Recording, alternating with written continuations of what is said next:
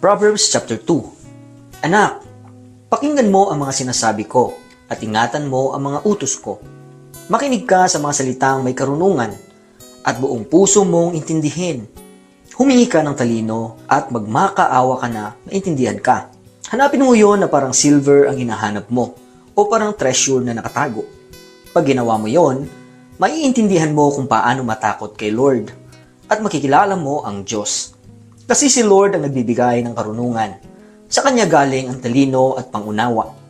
Ang namumuhay na matuwid, pinapayaman niya sa karunungan. Iniingatan niya ang mga nabubuhay ng tapat. Sinisigurado niyang napapatupad ang hustisya. Iniingatan niya ang mga tapat na sumusunod sa Kanya. Dahil sa karunungan, malalaman mo kung ano ang tama at makatarungan. Kung ano ang patas at ang dapat mong gawin. Magiging marunong ka. Matutuwa ka sa marami mong malalaman. Iingatan ka ng mga desisyon mong tama dahil nakakaintindi ka. Magiging safe ka. Mailalayo ka nito sa mga gawang mali at sa mga taong di totoo ang sinasabi.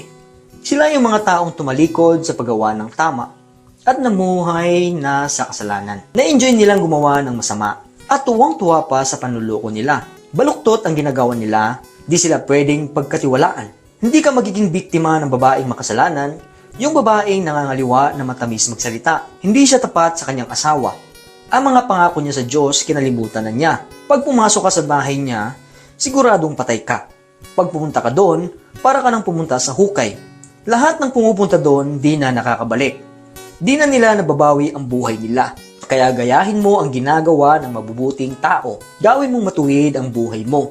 Kasi ang mga matuwid, mag-i-stay sa lupain, at yung mga malinis ang buhay, hindi papaalisin. Pero ang masasama, palalayasin sa lupain at ang mga manloloko siguradong bubunutin.